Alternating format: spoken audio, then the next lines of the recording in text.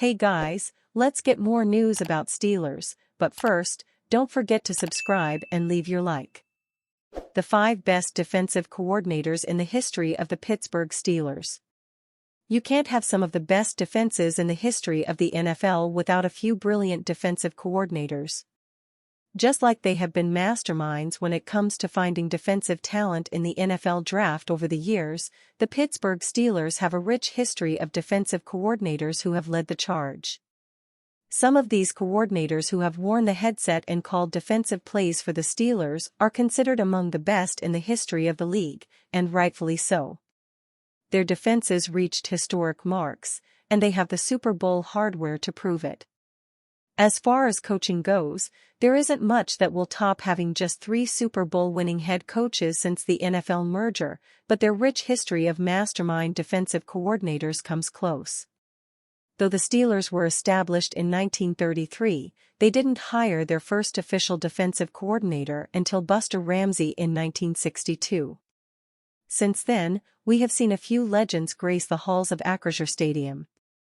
Ranking the top defensive coordinators in Pittsburgh Steelers history wasn't easy, and it required a lot of research. One of the biggest factors considered was how well their respective defenses performed at their peak compared to the rest of the league and what results it helped yield for the team. Additionally, the longevity and consistent results on the defensive side of the ball during their tenure with the Steelers were considered. Those who could produce top defenses for an extended period of time received a boost in the rankings. I also considered the reasons why each defensive coordinator left the team. Many had short tenures as the team's DC because they were promoted to bigger roles either with the Steelers or another team. Each coach's leadership qualities and intangibles were factored into the criteria. To qualify for a ranking, a coach must have held a defensive coordinator position with the Steelers for a minimum of 1 season.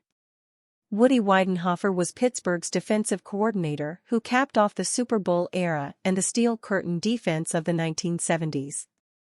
The former Georgia Tech head coach accepted the Steelers' DC job in 1979 and picked up right where the Super Bowl-winning team left off. Weidenhofer's defense ranked 2nd in yards allowed and 5th in points allowed during the '79 season. The year concluded with Pittsburgh hoisting their 4th Lombardi trophy. Over the next 2 seasons, the Steel Curtain defense started to dissolve and their efficiency dropped. Weidenhofer gave the team one more excellent year in 1983, 3rd in yards allowed, 7th in scoring defense, before taking a head coaching job with the USFL Outlaws. He eventually returned to the NFL as the DC of the Detroit Lions from 1989 to 1992.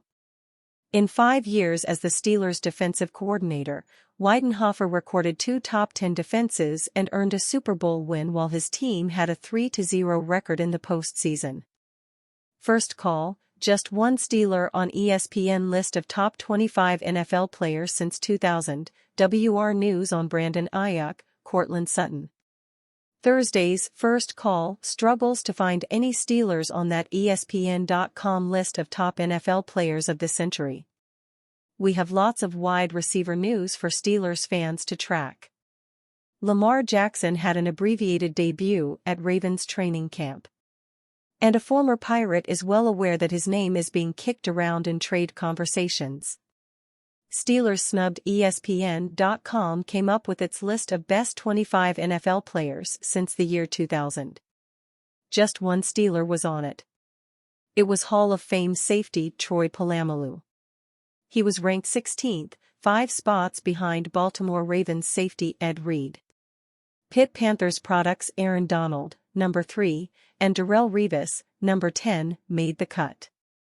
The likes of Ben Roethlisberger, T.J. Watt and Cameron Hayward weren't even brought up in the next 5 out category that featured Jonathan Ogden, Larry Fitzgerald, Orlando Pace, Marvin Harrison and Terrell Owens.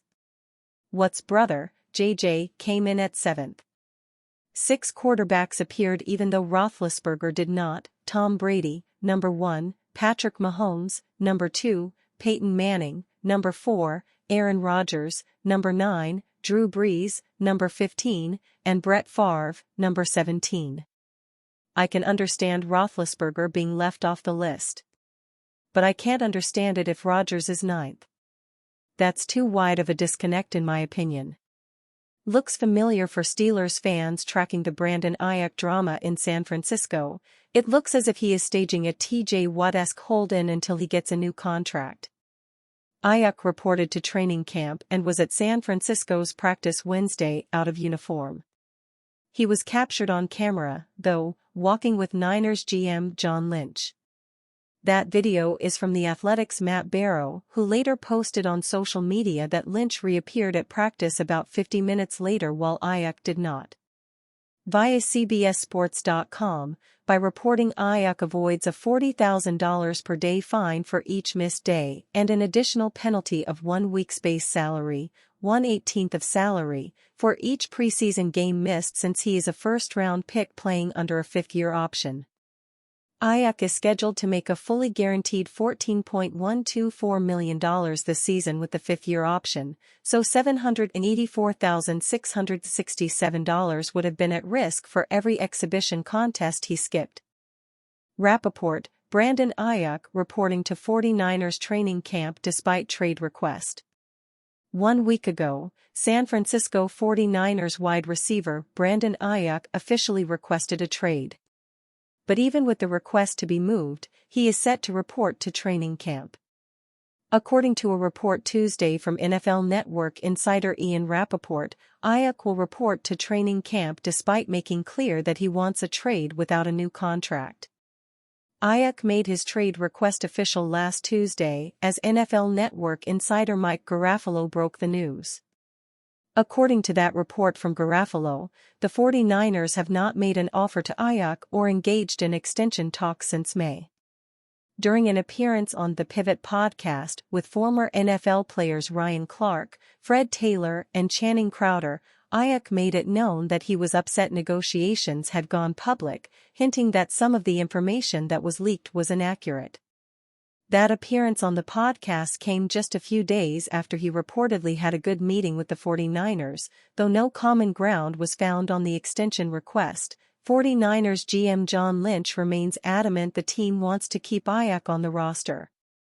"We've had great communication, we've made it a priority to try and get done," Lynch said during a pre-camp press conference. "We've had excellent communication throughout.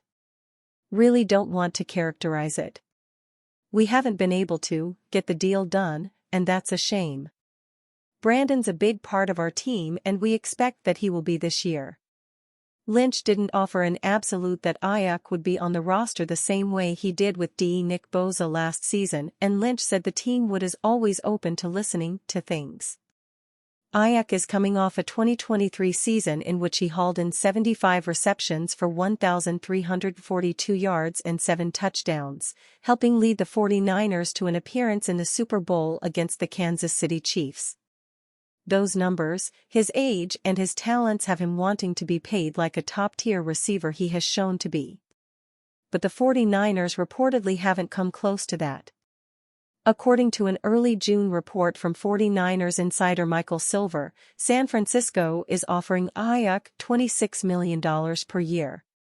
That puts him well under the recent pay scale of receivers who landed new contracts this offseason across the NFL, such as Detroit's Amon-Ra St. Brown, Minnesota's Justin Jefferson, Philadelphia's A.J. Brown, and Miami's Jalen Waddle. According to Garafolo, the 49ers have not made a new contract extension offer to Aiyuk since May, leading to his frustration and ultimately his trade request. Aiyuk has seemed a bit pessimistic about a long-term deal getting done in San Francisco, so that could lead to a move, especially as the season draws closer and he has now officially requested a trade. Previously, it was reported that the Steelers and 49ers had a deal in place before it fell apart during the draft. That came just a few days after the Steelers restructured Alex Highsmith's contract to free up more cap space, potentially signaling a move for a receiver. And you fan? What do you think of the situation of Brandon Aiyuk? Leave your opinion in the comments.